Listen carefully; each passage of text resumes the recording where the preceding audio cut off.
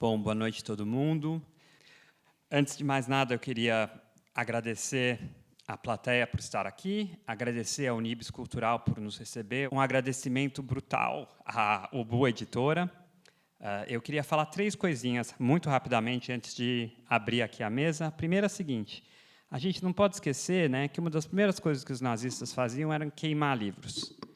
E a Ubu produz livros, né? E a gente está justamente no Unibis Cultural, com a presença da Ubu, e essas são as pessoas que combatem o antipensamento. Então, acho que uma enorme saudação a esses espaços por conta disso. Segunda coisa que eu queria falar é o seguinte: o Brasil está vivendo um período de pujança de publicação psicanalítica.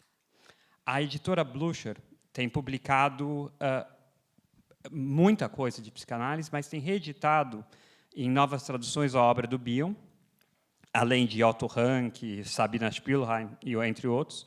A editora Autêntica tem uma coleção temática de obras incompletas do Freud, traduzidos direto do alemão, uma coleção de alta qualidade.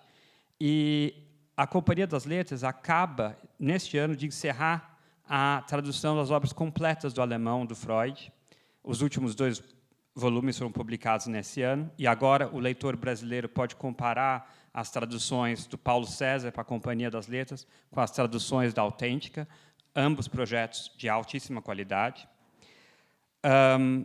A editora Artes e Ecos começou uma tradução das obras completas do Ferenczi, direto do alemão também. Estão lançando volumes de artigos que estão comentados, com ensaios que acompanham cada um deles.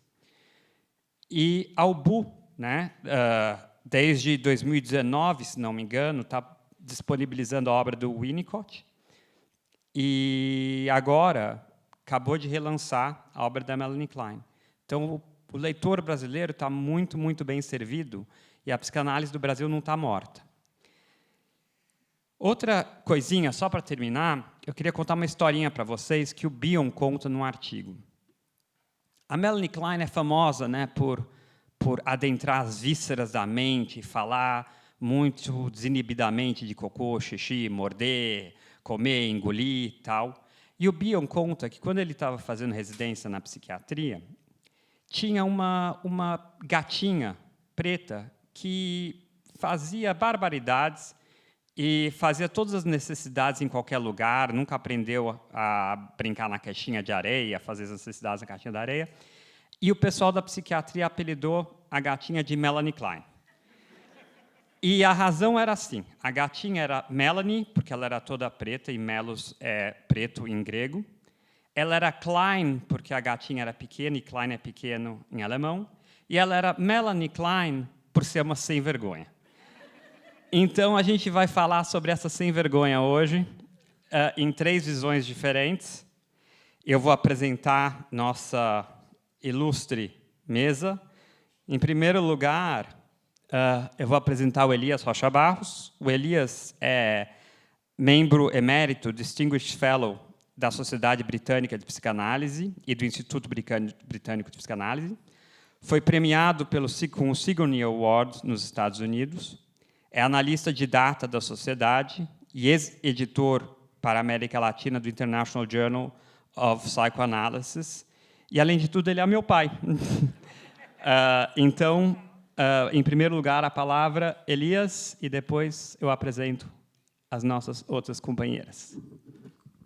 Bem, eu também queria começar agradecendo ao Ubu pela republicação das obras.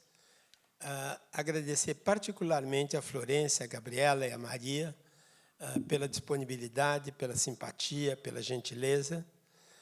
E queria contar uma coisa que poucos sabem: existe um 5º volume das obras completas da Melanie Klein, que é a Narrativas da Análise de um Adulto, que foi publicado o ano passado e é resultado de uma pesquisa dos arquivos do Melanie Klein Trust. Eu espero que um dia essa obra também venha a ser traduzida no Brasil. Eu também queria dizer que as editoras que publicam livro de psicanálise precisam de nosso apoio, né? E depois que inventaram o dinheiro, ficou mais fácil agradecer também a essas pessoas. Basta que a gente compre livros de psicanálise para que não suma a palavra escrita psicanalítica. Eu também queria dizer uma coisa, pessoal. Eu estou particularmente feliz de estar hoje aqui na Unibis, dia em que foi celebrado o acordo de paz na faixa de Gaza. O morticínio deve cessar e eu estou, sobretudo, contente pela libertação dos 20 reféns israelenses que ficaram num cativeiro terrível durante 2 anos. Então, é um dia auspicioso para mim estar na Unibis e agradecer a Unibis por tudo que tem feito no terreno cultural. A republicação das obras completas de uma autora é sempre um acontecimento significativo. Grande parte do conhecimento sobre as ideias de Melanie Klein provém de fontes secundárias, de livros sobre seu pensamento, dimensões a alguns de seus conceitos chaves, como identificação projetiva e, sobretudo, da crítica às suas ideias. Essa fragmentação prejudica a compreensão da totalidade de sua obra. Quando a obra de um autor é conhecida apenas parcialmente, uma avaliação crítica e epistemológica de sua produção é inevitavelmente comprometida. A contribuição de Klein só poderá ser devidamente avaliada a partir de um conhecimento aprofundado de seus acertos e limitações por meio de uma leitura atenta de toda a sua obra. Melanie Klein nem sempre foi uma figura indispensável, que hoje conhecemos, crucial para uma reflexão profunda sobre o desenvolvimento emocional humano. Sua leitura é, de fato, desafiadora. Seu estilo é desigual, tanto em termos literários quanto na lógica de seu argumento. Faltavam-lhe conhecimentos básicos de filosofia e da literatura já existentes sobre o desenvolvimento cognitivo infantil. Contudo, Klein focava mais o infantil como estrutura emocional, uma estrutura estruturante, na linguagem de André Green, do que a criança em si.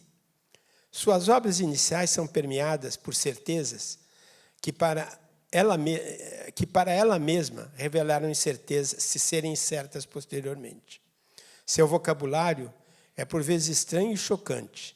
Com muita frequência, especialmente em suas obras iniciais, Klein confundia opiniões subjetivas com observações que fazia sobre o funcionamento da vida mental. Eu queria também agradecer uma coisa que eu me esqueci no início, que é a presença de um bebê aqui hoje, assistindo uma apresentação exatamente sobre Melanie Klein. Ao ler Klein, precisamos nos concentrar em identificar e refletir sobre os mecanismos que ela descreve, o interjogo das angústias, de medo, de aniquilação e a preocupação com o outro, que define as posições subjetivas a partir das quais o mundo é compreendido. Destaca-se, sobretudo, a rica, complexa e difícil interação entre o infantil e o adulto, enquanto instâncias mentais. Tanto a criança contém um adulto em seu mundo interior, quanto o adulto contém um infantil, operando nessa espécie de teatro interno. É nesses paradoxos que reside a importância de Melanie Klein. Hoje, podemos afirmar que Melanie Klein foi alguém, na acepção de Hannah Arendt. Isso que significa que foi uma pensadora que introduziu um conjunto de problemas, alterando a maneira de pensar, fundamental, em um certo momento da história das ideias. Questões essas que não podem ser esquecidas. Klein se preocupava com a qualidade de vida do indivíduo. Acreditava que, por meio da análise, as pessoas poderiam viver melhor, à altura de suas capacidades máximas. Ela introduz explicitamente a ideia de uma cura pela verdade psíquica, algo que implica superar os mecanismos psicóticos. Quando falamos em psicótico, estamos falando sempre no âmbito de um conceito psicanalítico de psicose, que difere significativamente do conceito psiquiátrico.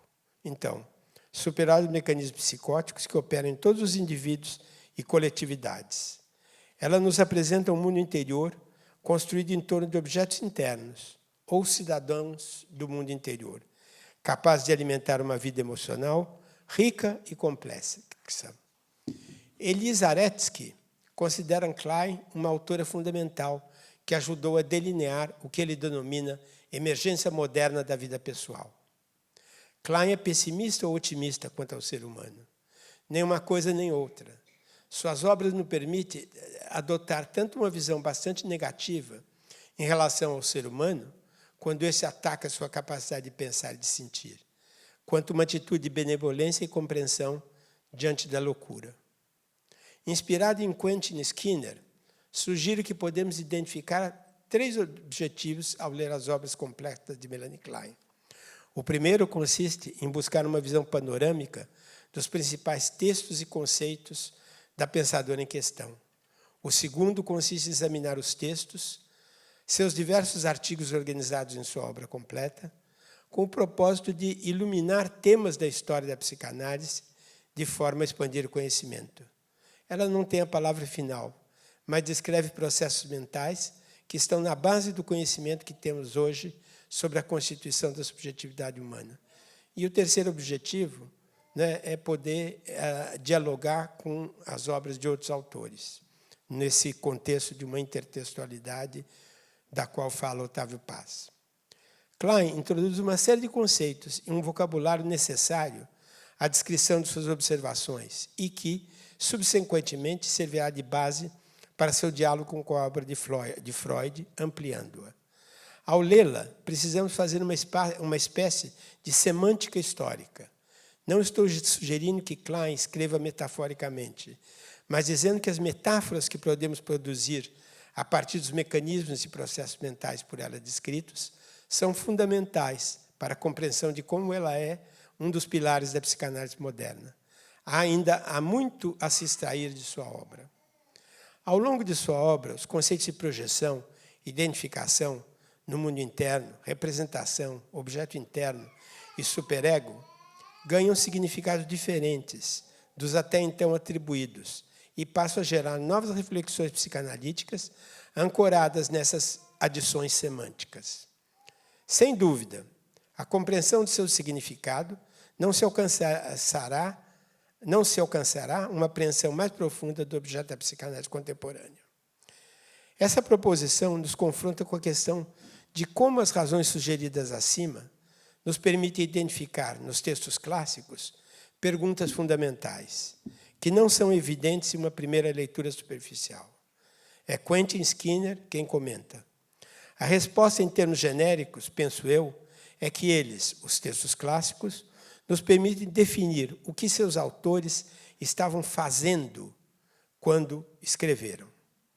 Klein, ao escrever, estava repensando o modelo dos mecanismos mentais arcaicos, que nos permite compreender a extrema complexidade do ser humano, que está em luta permanentemente entre um convite para a destrutividade e uma necessidade de reparação e integração de impulsos contraditórios. Nossa autora, por exemplo, tornou indistinta a fronteira entre as noções do que é estar mentalmente adoecido e de ser saudável. Todos os indivíduos contêm aspectos mais ou menos doentes e mais ou menos saudáveis em seu psiquismo. E esse equilíbrio varia em função dos desafios que a vida lhes impõe, da qualidade da ansiedade predominante. Decorre daí a noção de posições. Não estamos programados para termos um desenvolvimento normal e linear, dadas as condições ideais. A sanidade é resultado de uma luta sem quartel, diária contra a loucura, a tentação à mediocridade, o não pensamento, as cisões e a recusa, como mecanismo de defesa. Pensar é doloroso. Não ser superficial é, em princípio, incômodo. Mas se formos capazes de ser éticos, profundos e leais, não no sentido superficial, atingimos uma aura de encantamento com a vida sem igual. A leitura inicial de Melanie Klein tanto pode produzir uma reação de encantamento no leitor, quanto um inquietante desconforto, às vezes até uma forte repulsa, especialmente se for lida com os olhos fixos na concretude de suas imagens. A partir de agora, utilizarei comentários que elaborei ao apresentar um livro seminal sobre Klein, Melanie Klein, Estilo e Pensamento, da Elisa Ulloa Sintra e do Luiz Cláudio Figueiredo. Uma obra a ser conjuntamente lida com essa é um outro livro, Quem é Melanie Klein, de autoria de Marina e Elisa. Elisa Olhoacinta e Luiz Cláudio Figueiredo, assim como a Marina, em um livro posterior, promove uma reviravolta em nossa leitura de Klein e rapidamente desfaz essa impressão negativa derivada de uma leitura apressada, apresentando uma Melanie Klein que expõe ideias tão razoáveis que parecem até já fazer parte do nosso conhecimento.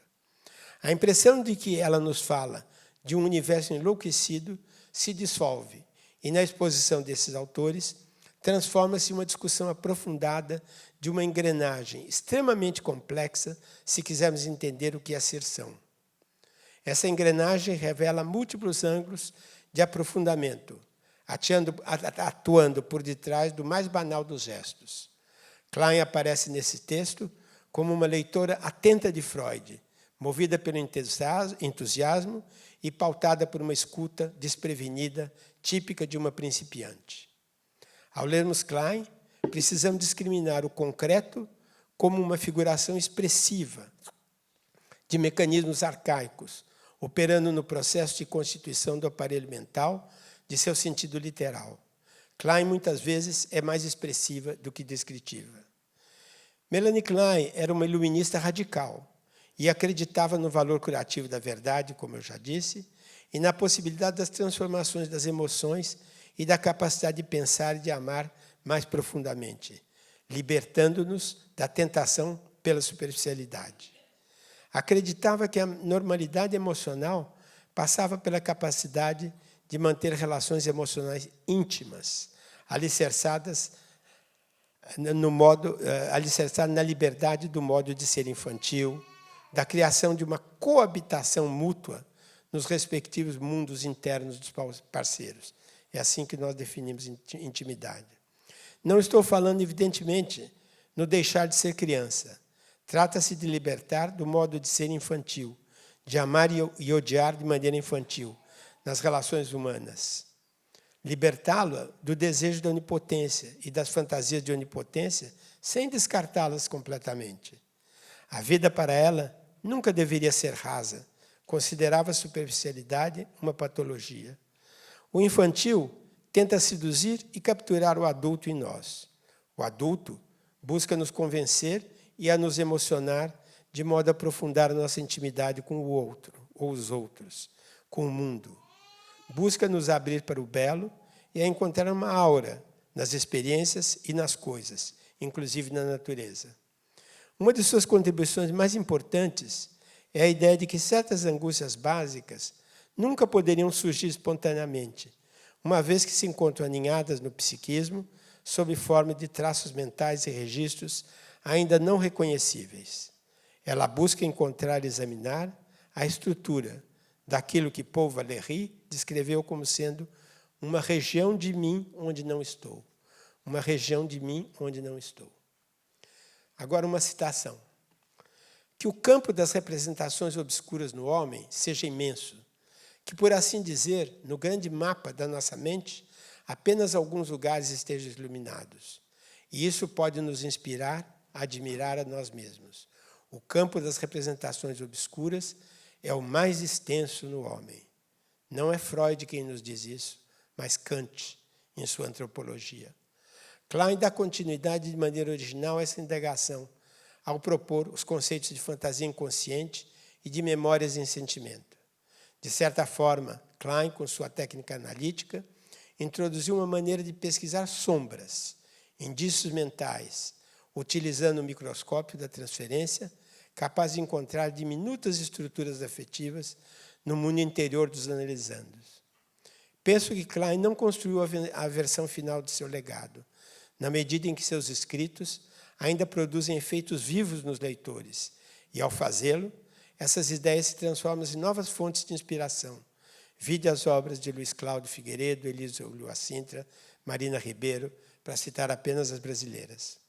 Acredito que Klein conquistou autonomia à sua posição no pensamento psicanalítico e na cultura, anteriormente limitada por ser historicamente vista como chefe de escola, e ela finalmente se integrou ao mundo das ideias contemporâneas. Ao meu ver, Klein, hoje, se libertou da limitação que o adjetivo kleiniana lhe impunha e passou a ser vista como a autora que apresentou o complemento mais importante à teoria freudiana da mente humana depois da fundação da nossa disciplina. A partir desse ângulo, devemos olhar para o pensamento de Melanie Klein como uma obra aberta, que se reinventa a cada contato com o pensamento contemporâneo, com os escritos de outros autores, e dessa forma também o fecunda, promovendo ampliações de seu escopo e, consequentemente, a sua própria expansão. Dessa maneira, Klein continuará a inspirar novas perspectivas e a semear novos conceitos derivados da compreensão profunda dos seus trabalhos. O desenvolvimento na concepção de nossa autora não é linear, ele é dialético e se aproxima mais de um processo em espiral, porque a saúde mental está sempre ameaçada em sua estabilidade e, por isso, deve ser permanentemente reconquistada. A saúde ou o equilíbrio mental não é a consequência natural de um desenvolvimento linear bem-sucedido e, de certa maneira, pré-programada num ambiente acolhedor. Não estamos programados para sermos normais, sadios e bons. Recentemente, uma colega comentou que o número de citações de Melanie Klein nas bibliografias dos trabalhos publicados em São Paulo havia caído dramaticamente nos últimos anos, manifestando assim sua preocupação com a perda de interesse nessa autora. Respondi que hoje muitos dos conceitos desenvolvidos por Melanie Klein já estão incorporados diretamente à psicanálise, ou se tornaram a semente para avanços conceituais, sem que a referência à sua origem seja necessariamente mencionada. Vide Bion, Ogden. Sendo assim, a pesquisa para avaliar o peso e a importância de Klein na psicanálise deveria buscar, como sugerimos acima, não a mera contagem de citações de seu nome, mas sim a avaliação dos conceitos originados, do desenvolvimento e do aprofundamento de seu pensamento, de sua clínica e de sua técnica. Conceitos como identificação projetiva, reverie, a noção de enactment, o estudo do narcisismo e a abordagem dos sonhos como expressão do funcionamento do mundo interno, sob a forma de pensamentos inconscientes e de fantasias inconscientes, como modo de incorporar e interpretar o vivido, atribuindo-lhe significado, hoje está incorporado à maior parte das abordagens clínicas. Carregam a marca distintiva de Klein.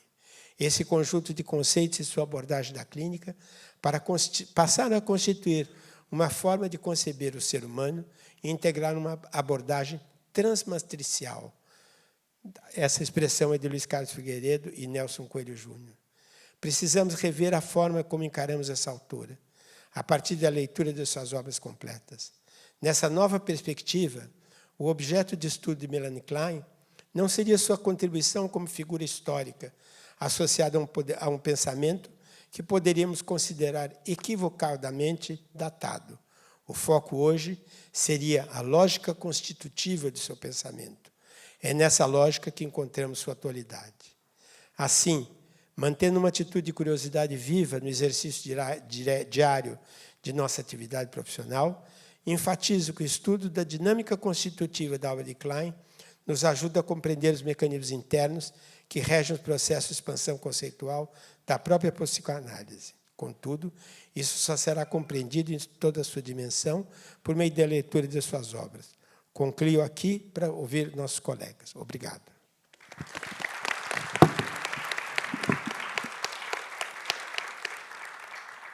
Bom, obrigado. A UBU, além de quando publicou os trabalhos do Winnicott, publicou também a introdução do Adam Phillips às obras do Winnicott, que é uma introdução clássica. E agora, além de traduzir e reeditar as obras da Melanie Klein, eles também publicaram uma introdução ao pensamento da Melanie Klein, da Hannah Siegel, que é um texto dos anos 60, mas ainda é considerado o grande clássico. Então, é outro livro que está disponível agora, mais uma vez, a nós. Eu vou apresentar agora a Marina Ribeiro. A Marina é psicanalista, professora livre docente do Instituto de Psicologia da USP, coordenadora do LIPSIC. É autora de vários livros, dos mais recentes, Conversa Sonhante, A Função Psicanalítica da Personalidade, coautora de Chuva na Alma, A Função Vitalizadora do Analista, e do Porquê Klein, organizadora e do Porquê Klein, junto com a Elisa, e também organizadora do Porquê Ogden. Com a palavra, Marina. Um prazer estar aqui, né, com vocês, aqui meus colegas queridos, e muito satisfeita de ver a editora Ubu, né, reeditando os livros da Melanie Klein, que eu acho que é uma autora que faz parte aí do meu acervo psicanalítico, né. Eu gostaria de fazer só uma apresentação breve. O livro está saindo em inglês, o Porquê Klein, né, junto com a Elisa, né? E, nesse livro, a gente escreveu que o trabalho seminal da Melanie Klein introduziu uma série de inovações conceituais que expandiram profundamente o pensamento psicanalítico, estimulando a criatividade e estabelecendo uma linhagem intelectual vibrante. Seus escritos e contribuições técnicas seminais constituem um legado que continuou a evoluir por meio do trabalho de inúmeros psicanalistas que, ao longo dos anos, encontraram inspiração em suas ideias e as desenvolveram em diferentes contextos clínicos e teóricos. Bom, eu penso que os nossos autores se tornam objetos internos no acervo inconsciente psicanalítico próprio a cada analista, favorecendo uma sensibilidade clínica na apreensão do psíquico. André Green nos lembra do mito de referência do analista, uma montagem pessoal, única, construída de múltiplos encontros e influências, a partir da qual o analista apreende os fenômenos com os quais se depara. O psicanalista é, sobretudo, aquele que está continuamente tornando-se analista. Esse movimento incessante de vir a ser é o que o habilita no cotidiano ao exercício clínico. O estudo da teoria, assim como a experiência da análise pessoal e a supervisão com um colega consultor, é uma sonda que expande o campo que investiga. A psicanálise, nesse sentido, como Elias também falou da obra da Melanie Klein, né, eu estou estendendo para toda a psicanálise, é uma obra aberta, sempre em transformação, que se renova à medida que é pensada e praticada. Thomas Ogden, um artigo recente que tem o título A Psicanálise Precisa Ser Reinventada a Cada Paciente. E podemos pensar que o psicanalista também precisa ser reinventado a cada sessão. Eu encontrei recentemente, vou aqui citar para vocês, num texto do Arnaldo Schuster, um parágrafo que deu forma ao meu pensamento atual sobre a realidade psíquica. E eu compartilho com vocês, porque eu considero bem preciso, né, essa forma como ele se expressou. A nossa frágil organização mental é pouco mais que um instrumento rudimentar para navegar através dos mistérios infinitos desse caleidoscópio, repleto de simetrias, inundado de contrastes entre luzes e sombras, em que, perplexos, nos coube existir e que chamamos de mundo mental, né? Ou seja, toda a instabilidade psíquica, né, que a Melanie Klein nos traz. Os conceitos, a teoria, né, como também diz Ogden, são metáforas que sustentam o pensamento analítico do psicanalista em seu contínuo tornar-se. Um texto seminal, como o de Melanie Klein, não apenas faz pensar, mas também nos sensibiliza, nos transforma e transforma, ampliando em nós a nossa capacidade de observar e acolher os elementos psíquicos que emergem na turbulência da experiência clínica.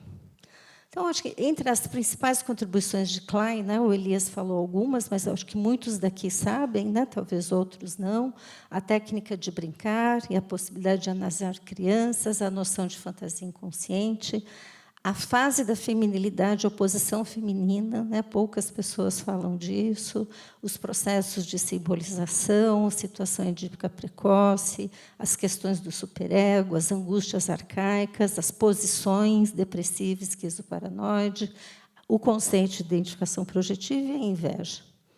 A intuição clínica de Klein se expressa em 1920, né, na análise de crianças e na técnica do brincar. Essa foi sua contribuição mais revolucionária e mais assimilada. O que antes parecia um ato de ousadia, né, ninguém acreditava que seria possível analisar crianças, né, em 1920. E ela falou, sim, né, é possível, sim. Né? E, atualmente, isso é uma experiência cotidiana, né, para todo analista.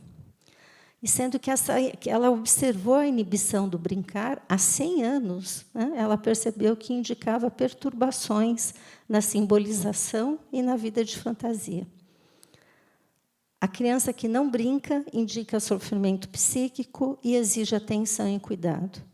Klein escreveu que o analista deve permitir à criança vivenciar suas emoções e fantasias na medida em que aparecem, compreendendo a mente do paciente e comunicando-lhe o que ocorre nela. Muito simples, né? Mas é um posicionamento clínico extremamente atual. Ao enfatizar o universo dos objetos e dos cenários de fantasia, Klein ampliou a compreensão da psique, mostrando que todos os aspectos do funcionamento psíquico estão vinculados a objetos internos e externos em constante transformação. E, né, objetos internos, externos, mundo interno, externos, são co-criados, né, nessa complexa interação. O que a gente chama hoje do intrapsíquico e o intersubjetivo, né, que são conceitos contemporâneos, mas, como Elias falou, né, a obra da Melanie Klein está incorporada em vários conceitos contemporâneos. Os objetos internos, os nossos e os dos nossos pacientes, nos ocupam continuamente e nos fazem buscar um equilíbrio sempre instável entre a força das pulsões e a possibilidade de representações. Sem nossos objetos, a energia pulsional, por ser uma força cega, tenta abrir passagem de forma direta pela repetição, pelo acting out, pelos enactment. As relações iniciais de objeto são ambivalentes. Melanie Klein, né, é uma autora do mal-estar, né, como eu falo aqui mais para frente. Ela vai pensar o amor e o ódio sempre presentes desde o início. Né, e o início da vida como uma experiência emocional caótica, em que predomina a expressão da intensidade e do caráter violento das demandas de amor e atenção, ou seja, um caos seminal e criador. Sem nossos objetos, não podemos viver. São eles que nos encorajam a nos voltarmos para os outros, a lidar com os enfrentamentos cotidianos, a realizar façanhas, ou nos deixam isolados e perdidos em nossa arrogância e onipotência.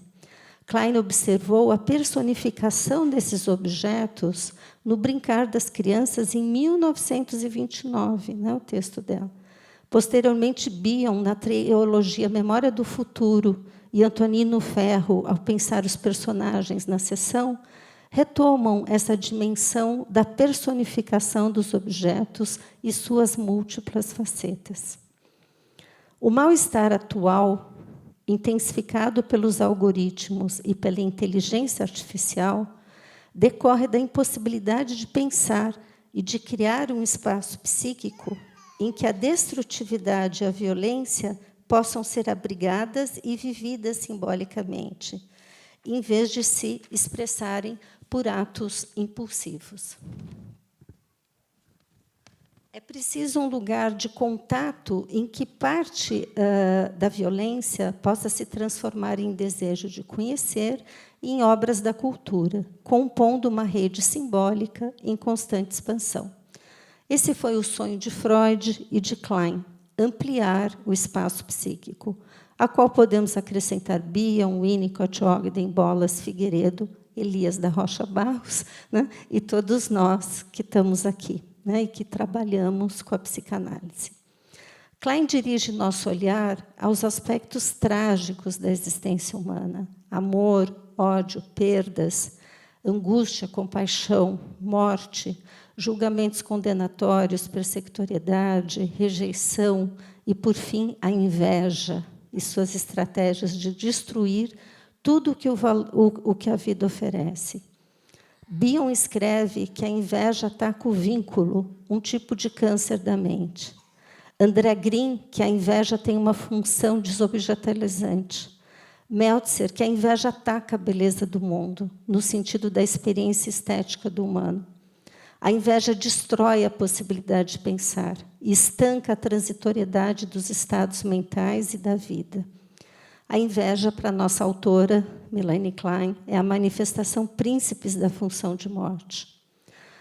Ou seja, né, uma pensadora do mal-estar, assim como Freud. Pensar implica em um estado de entristecimento, de gratidão e reconhecimento de que tudo é transitório. Somos seres em trânsito e em transição.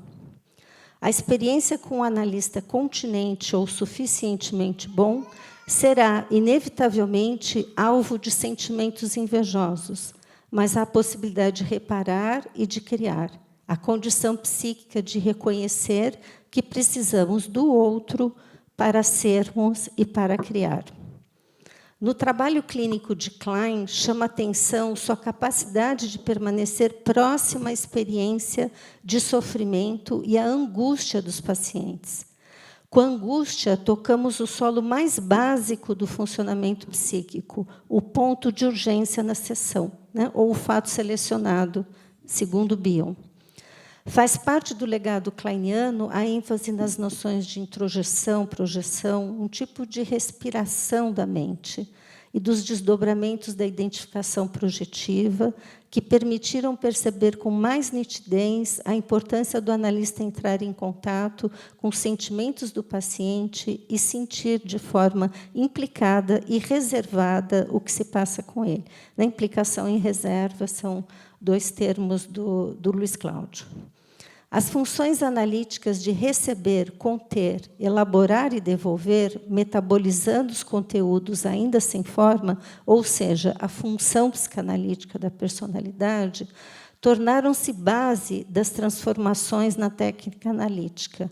A mente do analista tornou-se implicada no processo. A teoria psicanalítica tornou-se, com Klein, cada vez mais próxima à complexidade do funcionamento psíquico, suas turbulências e suas instabilidades. Klein, embora não pertença à linhagem da intersubjetividade, sua teoria da identificação projetiva tornou-se, através de seus sucessores, a matriz da noção de contratransferência, como formulada por Paula Hyman, e das futuras teorias de campo analítico, da situação analisante e do terceiro analítico. Então, da identificação projetiva ao terceiro analítico de Thomas Ogden, delineia-se e se expande um pensamento psicanalítico que se apresenta nos textos da psicanálise contemporânea, né? Ou seja, ela foi incorporada ao pensamento contemporâneo. O conceito de identificação projetiva é uma cisura entre as obras de Klein e Bion. A continuidade, mas também a ruptura. A identificação projetiva pode ser compreendida como uma fantasia inconsciente entre analista e analisando. Pode ter um caráter agressivo e defensivo, como em Klein, né? Ou comunicativo, como em Bion. A ideia de posição é uma ideia muito revolucionária na obra de Klein, né? Porque ela substitui a noção de fase e evoca a experiência emocional de um sujeito diante de seus objetos de amor e ódio. O olhar se afasta das etapas do desenvolvimento e se aproxima das alternâncias de estado de mente, as posições esquizoparanoide e depressiva. Klein postula dois tipos de angústias arcaicas, né? A depressiva, marcada pela culpa e pela preocupação com o destino do objeto, e a persecutória, caracterizada pelo medo de ser aniquilado pelo objeto. Dois estados de mente que se alternam continuamente no psiquismo. Está implícito no conceito kleiniano de posição que os estados mentais são transitórios, que a mente está em movimento constante de criação e, para criar, é preciso cindir, fragmentar. O conceito de posição evidenciou a complexidade do funcionamento mental, que se integra e desintegra-se ciclicamente. Projetar, introjetar, clivar, entristecer, integrar e reparar fazem parte de um movimento contínuo. Posição é um lugar ocupado diante daquilo que é experienciado, remetendo à ideia de estados intercambiantes, mutáveis, de organizações psíquicas transitórias e transientes. Há algo ainda pouco referido na obra de Melanie Klein, que eu até comentei brevemente, a posição feminina, né? Uma criativa teoria sobre a feminilidade e a masculinidade.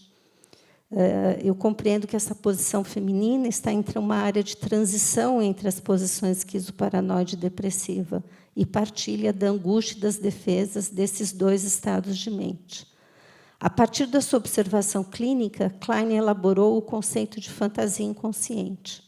A simbolização nasce do interesse pelo corpo e do prazer e desprazer associados aos objetos e pessoas do mundo externo, adquirindo uma função proto-simbólica, um proto-pensamento.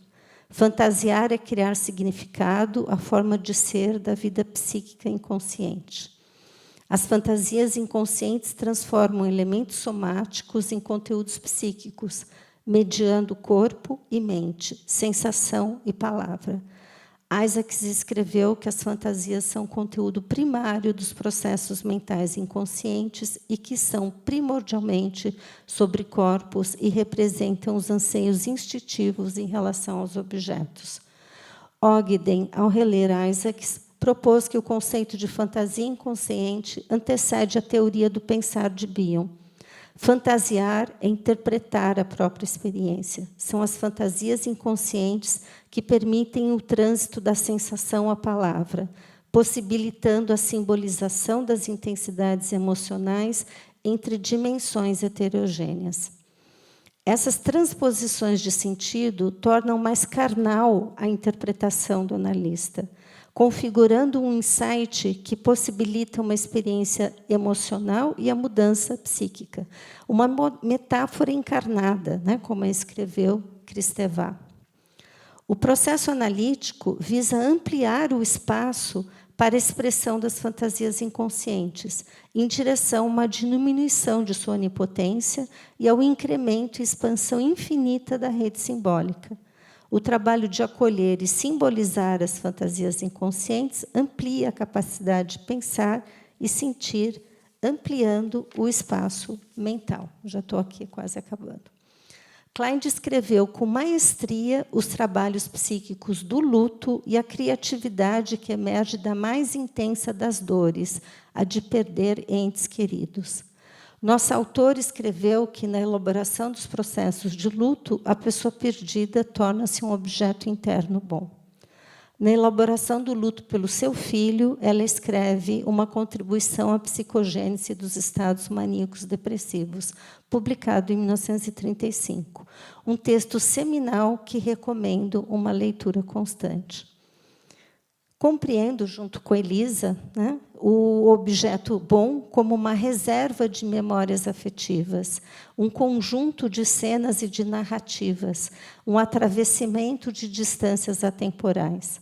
O objeto bom, né, é esse conjunto de diversas cenas psíquicas que funcionam como uma tênue âncora na turbulência da transitoriedade da vida, favorecendo, mesmo que de forma breve, um reconhecimento de que somos nós, na turbina do tempo, uma invariância da nossa personalidade. Então, acho que várias pessoas aqui, né, talvez não percebam que eu tenho uma leitura bioniana da Melanie Klein.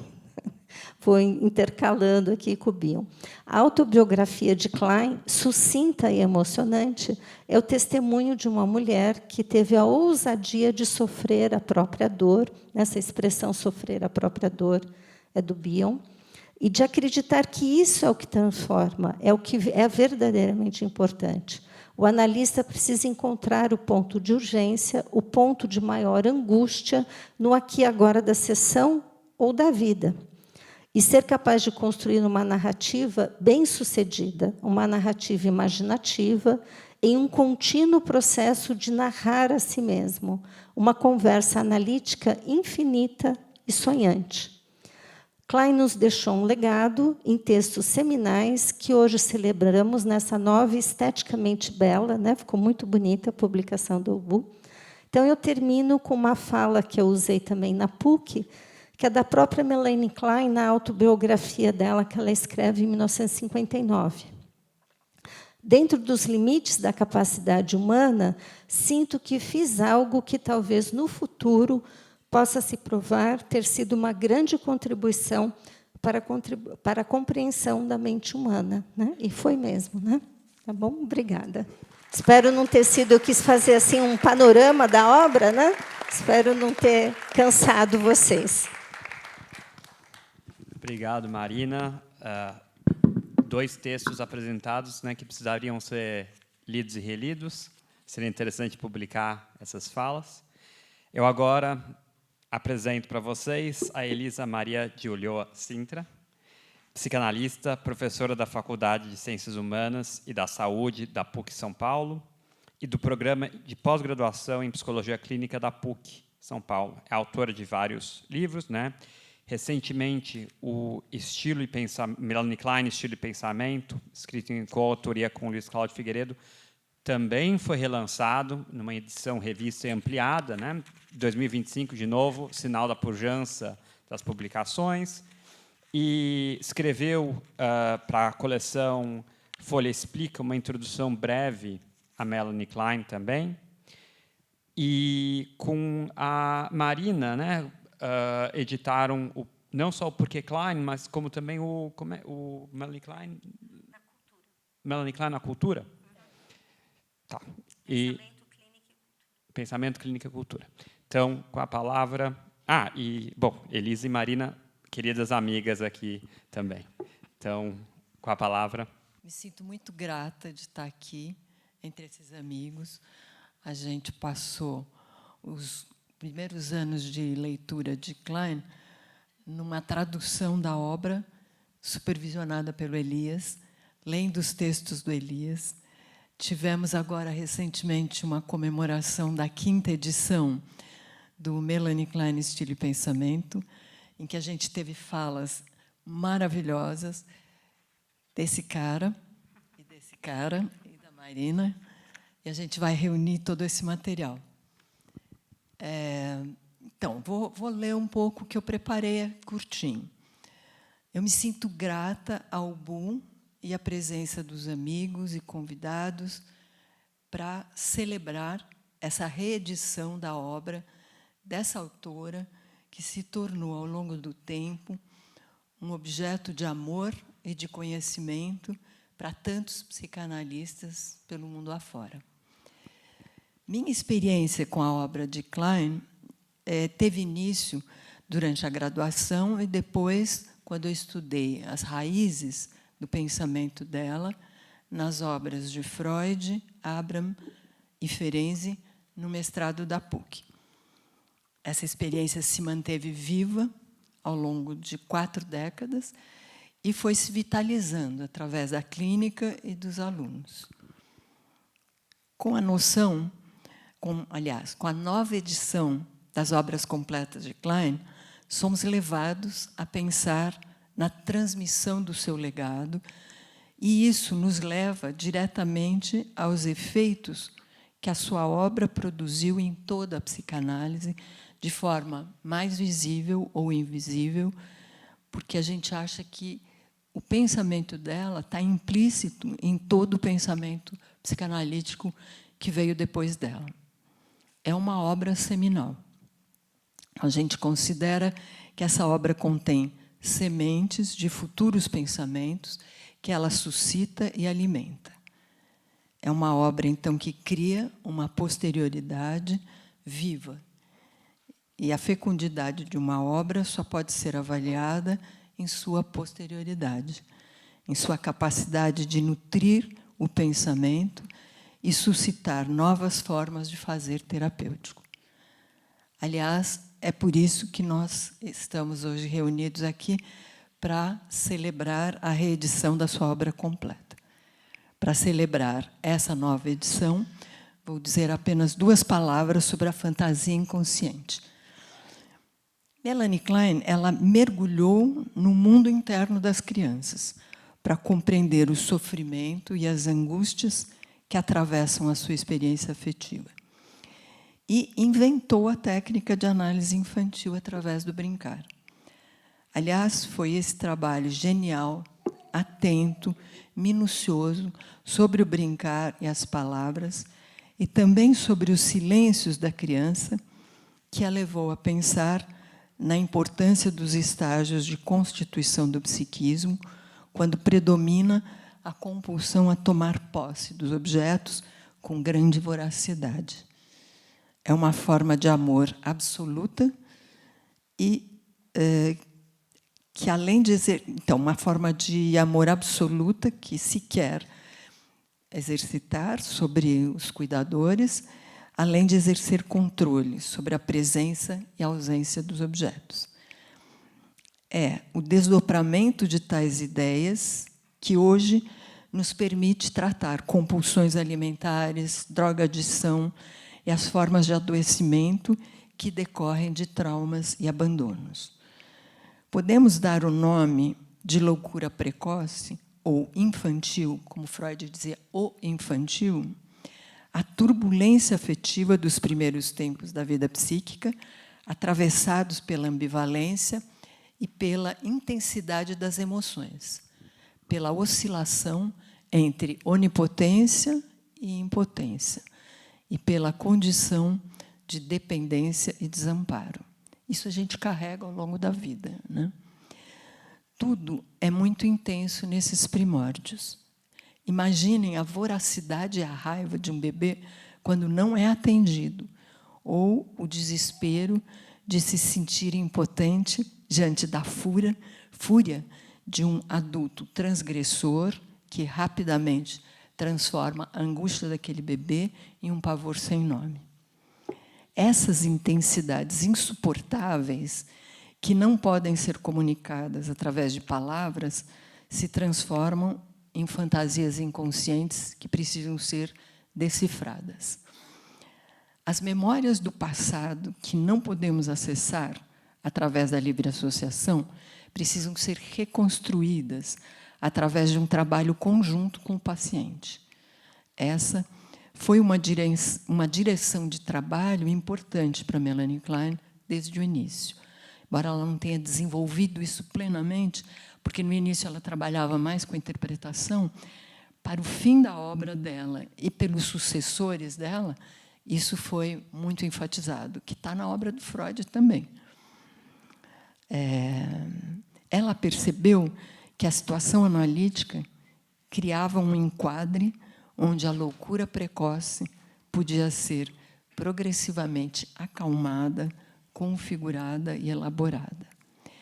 Podemos afirmar com Júlia Kristeva que Melanie Klein nos conduziu ao cerne, ao centro da vida humana, para descobrir aí a loucura, que é, ao mesmo tempo, motor e impasse.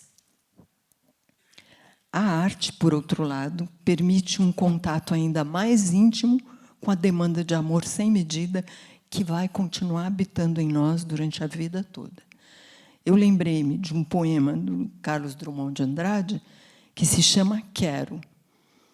Nele, com toda a ironia, o poeta coloca em palavras a sua própria demanda de amor, a sua demanda de amor louco.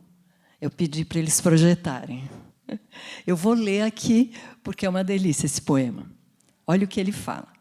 Quero que todos os dias do ano, todos os dias da vida, de meia em meia hora, de 5 em 5 minutos, me digas, eu te amo. Ouvindo-te dizer eu te amo, creio no momento que sou amado. No momento anterior e no seguinte, como sabê-lo? Quero que me repitas até a exaustão, que me amas, que me amas, que me amas. Do contrário, evapora-se a amação. Pois, ao não dizer eu te amo, desmentes, apagas teu amor por mim. Exijo de ti o perene comunicado.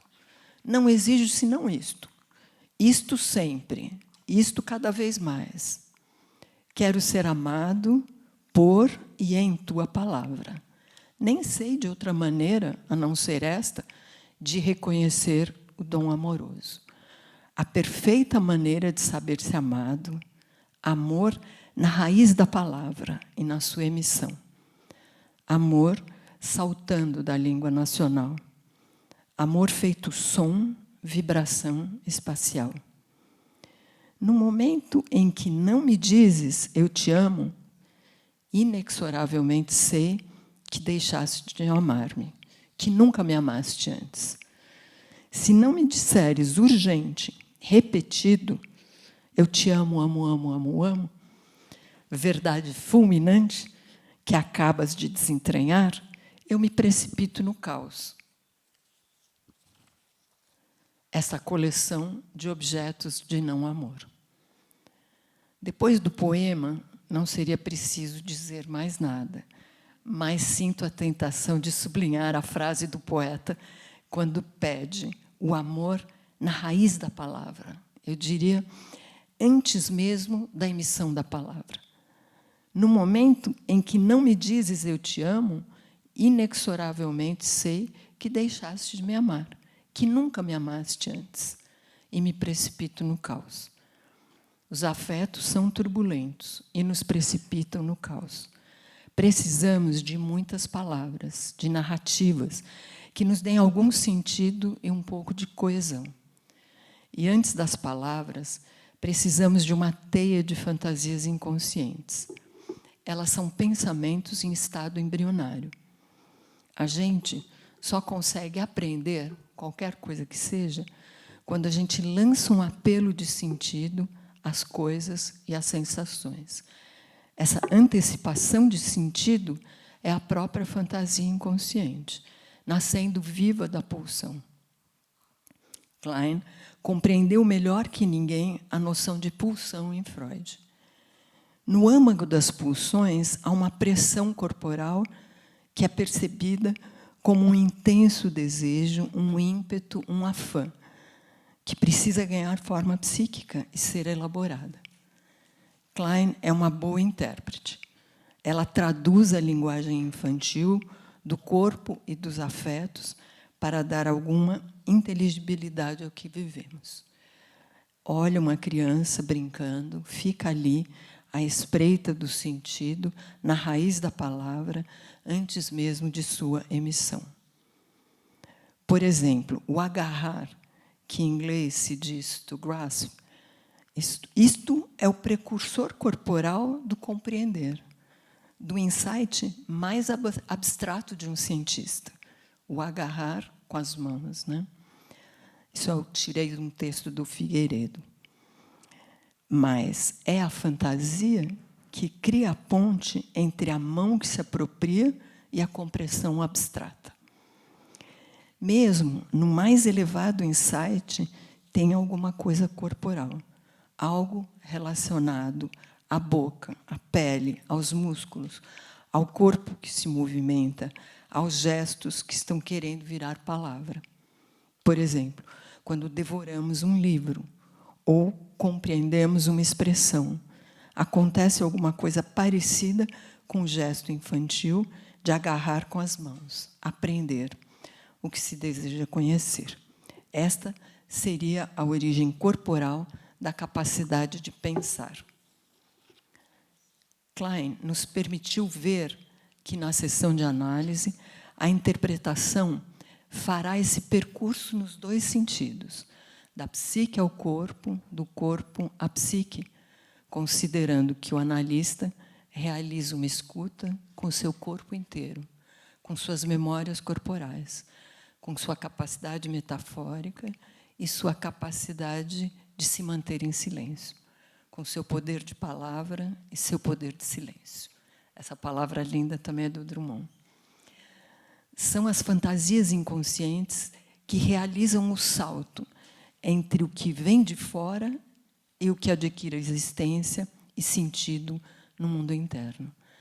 A psique se parece, então, a um cineasta que vai registrando as cenas do mundo interno, aliás, do mundo externo, combinando-as com as cenas do mundo interno, através da fantasia inconsciente, e essas cenas poderão um dia se tornar narrativas e pensamentos.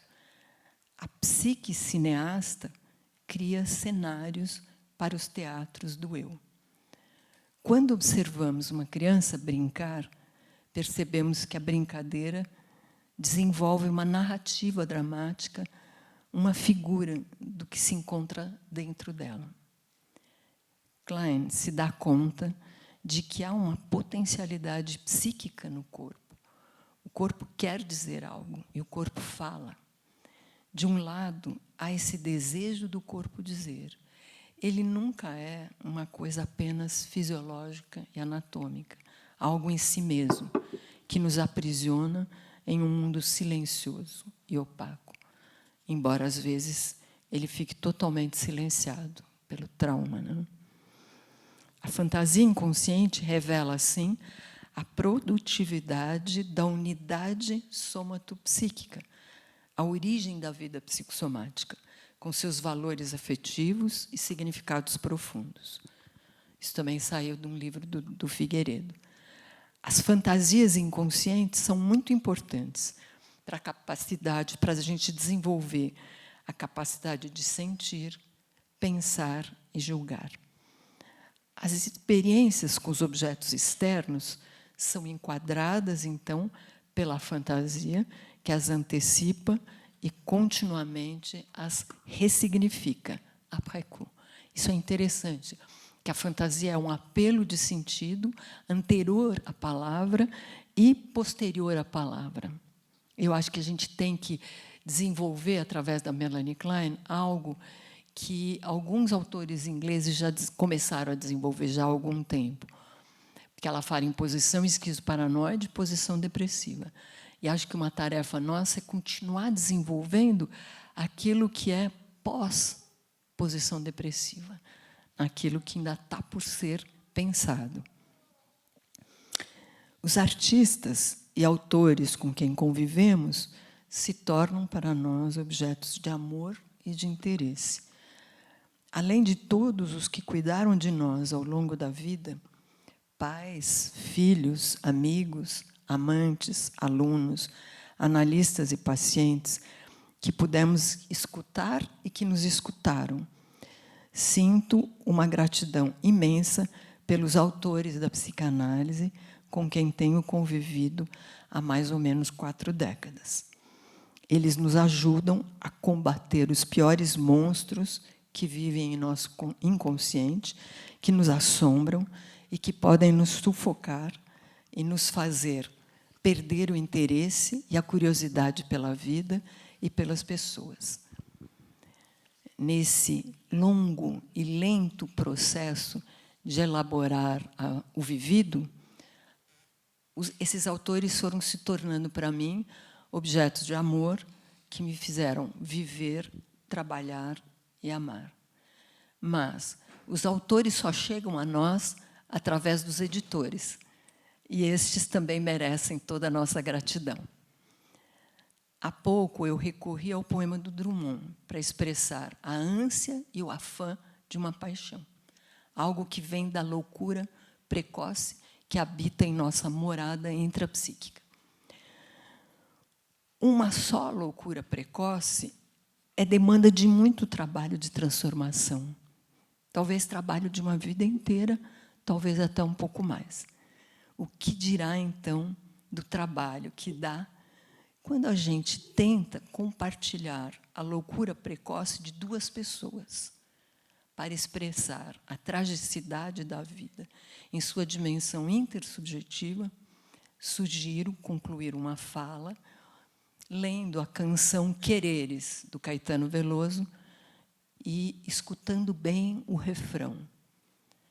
O refrão diz assim: ah, bruta flor do querer, há uma brutalidade no querer, embora a gente não fixe em nosso bem-querer.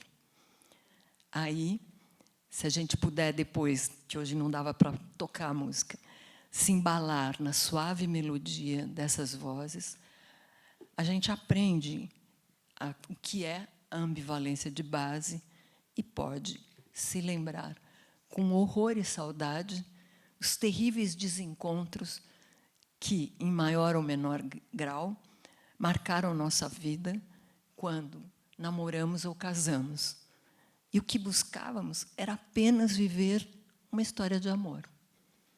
Então, o que diz o Caetano? Onde queres revólver, eu sou coqueiro.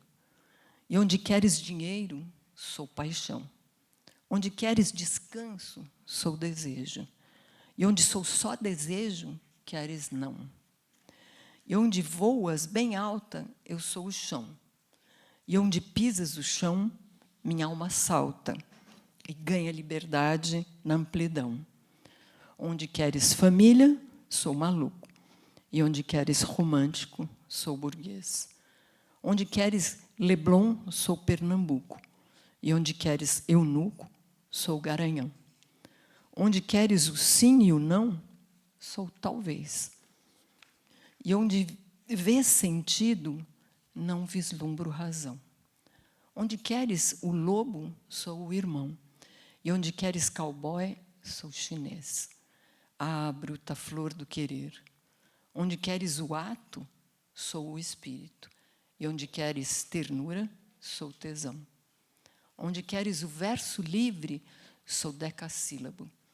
E onde buscas o anjo, sou mulher. Onde queres prazer, sou o que dói. E onde queres tortura, sou mansidão. Onde queres um lar, sou revolução. E onde queres bandido, sou herói. Eu queria querer-te, queria amar o amor e construir para nós uma doce prisão. Encontrar a mais justa adequação.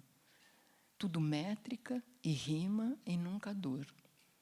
Mas a vida é real e de viés. E vê só que cilado o amor nos armou. Eu te quero e não queres como eu sou. Não te quero e tu queres que te queira como és. Ah, bruta flor do querer. Onde queres comício, sou videoclipe. E onde queres romance, sou rock and roll. Onde queres a lua, eu sou o sol. E onde há pura natura, sou o inseticida. Onde queres mistério, eu sou a luz. Onde queres quaresma, sou fevereiro. Isto me faz querer-te bem, querer-te mal. Querendo querer-te sem ter fim. E querendo-te, eu posso aprender o total do querer que há e o total do querer que não há mais em mim. É isso. Obrigado, Elisa. Eu não sabia que você declamava poesia tão bem. Antes de abrir para a plateia, queria falar duas coisinhas. Uma vez, um discípulo da Melanie Klein disse o seguinte, disse que, para a Melanie Klein, a vida é o seguinte: você nasce louco, com alguma sorte, você ganha uma porção de sanidade, e aí você fica triste. E aí você morre. Uma vez eu comecei a dar uma aula na psiquiatria para os alunos, com essa citação, e uma das alunas virou para mim e falou: nunca ouvi algo tão depressivo na minha vida. Se a Melanie Klein fosse isso, né, a gente tinha que fazer um acordo com a indústria farmacêutica e vender Lexapro junto com as obras completas dela. E, obviamente, a Melanie Klein não é apenas isso. E ela é uma poeta da tragédia, ela é, sim, uma pintora dos lados mais obscuros da vida humana. Uma coisa interessante que a Elisa fez foi esses poemas de demandas incessantes, eles são obras estéticas, né, também. Então, dentro dessa recriação estética, há o combate à voracidade. E, às vezes, a gente precisa do breu para ver as estrelas luzindo mais, né? A outra coisa que eu queria falar é só o seguinte. Por um segundo, eu esqueci o que eu queria falar. Agora... Enquanto você lembra, eu queria repetir uma coisa que você falou lá no 30 de agosto, que ela é uma escritora do amor também. Né? Mas eu ia falar... Lembrei, felizmente. Eu lembrei o seguinte. Uma vantagem de disponibilizar as obras da Melanie Klein novamente é para possibilitar reencontros com a obra da Melanie Klein. Tem um poema anglo-saxão em inglês, o Beowulf, que foi esquecido por séculos e foi só redescoberto no século XIX. Quando ele foi redescoberto, ele ativou uma nova tradição poética. Entre outras coisas que o Beowulf produziu, foi O Senhor dos Anéis, do Tolkien. E, além de inspirar poetas como Seamus Heaney, que virou depois um prêmio Nobel. E, então, ter novamente a Melanie Klein, o Winnicott, dão oportunidades para novos encontros com esses autores. Um convidado estrangeiro que esteve aqui recentemente comentou que ele nunca tinha visto Winnicott ser descrito da forma que nós descrevíamos ele no Brasil. E eu pensei, ainda bem, né? E agora quero agradecer novamente o Nibis, o Bu, os nossos convidados e abrir para a plateia. Boa noite. Meu nome é Patrícia, eu sou membro associado da sociedade. Eu queria agradecer essa mesa, fico muito emocionada de estar aqui, porque eu li com a Liana, que está aqui, a Melanie Klein nas edições antigas que a gente tinha, a gente brincava que a gente ficava queimando as pestanas, enfim, né, para entender. A gente fez, acho que mais de um ano de seminário. E a minha pergunta é o seguinte: a Melanie Klein teve uma vida muito difícil, né, muito sofrida, com o marido, depois com a filha, com quem ela brigava muito, depois com a Ana Freud, com as sucessoras, e depois ela perdeu o filho, né? Eu queria saber se vocês podiam, alguma de vocês poderia contar isso assim rápido, o quanto que essas perdas e essa vida difícil que ela ela entrava em depressões, né? Teve várias internações e tal. Quanto que isso... Eu, na verdade, não gosto muito de ficar... Acho que não é muito bem colocado tentar relacionar o autor com a obra, mas, no caso dela, isso fica quase impossível. Então, queria saber se alguém podia falar. Eu acho que ela é uma pensadora do luto, né? E talvez essas perdas, ela perdeu uma irmã muito pequena também, e eu acho que ela teve que dar a volta por cima disso, né? E depois ela, enfim, era mulher e judia, né? Numa época no começo do século passado, então tinha muito o luto da medicina, o curso que ela não quis fazer. Então, ela não tinha feito nenhum curso universitário. Então, tinha muito preconceito contra ela. E eu acho que ela teve que vencer essas dificuldades, elaborando esses lutos de uma forma muito interessante, porque eu acho que conseguiu criar algo a partir porque como que se elabora um luto? Primeiro, você tem que sofrer a dor. Não adianta tentar elaborar pulando essa parte, né? E depois que você cai, você tem que poder dar a volta por cima, né? Está na canção até do Paulo Vanzolini. Uma vez, dando aula, eu falei dar a volta por cima e tal. O aluno falou, mas antes tem que cair. E foi o que ela fez. Ela sentiu, acho que profundamente, a dor e foi fazendo um trabalho de superação. Eu acho que eu ampliaria isso para todos os autores, né? Por exemplo, a vida do Binho também é impressionante, né? Quantidade, uma vida interessantíssima, aventurosa.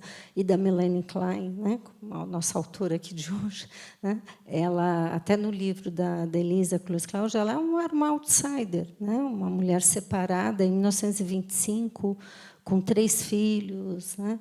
O problema depois que ela teve com a filha, ela perdeu o irmão também, ela teve 4 perdas, ela perdeu os 2 analistas, né? O primeiro, que foi o Ferenczi, né? Que ela ficou mais ou menos por volta de uns 5 anos na análise com ele, e depois ela foi fazer análise com o Abraham, né? Acho que isso é importante, porque grande parte da teoria dela, né, também vai ocorrendo via, vamos dizer, esse campo transferencial, contra-transferencial, tanto com o Ferenczi quanto com o Abraham, que ainda é um campo de pesquisa, né, que pode ser melhor desenvolvido.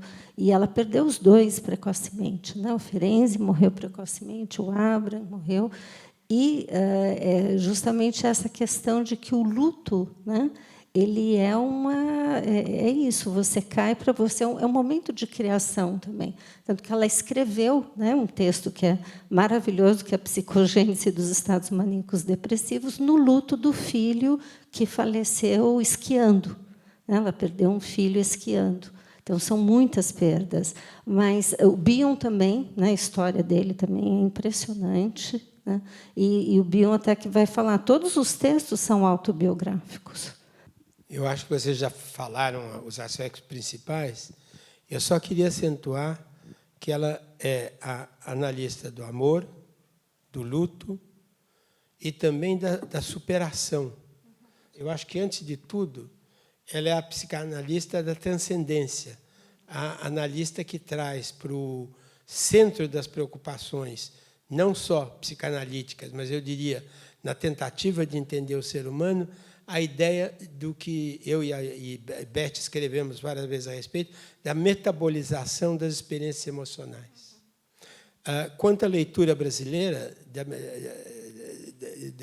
que é muito particular, que ela mencionou, eu, recentemente, entrei em contato com o Melanie Klein Trust, dizendo, basicamente, isso, da especificidade da leitura brasileira, e vai haver um evento em março, internacional, propiciado pelo Melanie Klein Trust, exatamente sobre isso, a leitura brasileira de Melanie Klein. E, posteriormente, separadamente, vai haver também a leitura de Bion, trazendo o livro do Luiz Cláudio Figueiredo, que foi publicado agora em inglês também. Bem, olha, pelo tardar da hora, está na hora da gente encerrar. Queria agradecer à mesa, obviamente, mais uma vez à plateia, sobretudo, e um agradecimento muito carinhoso para o Bu e para o Nibs. Boa noite, gente.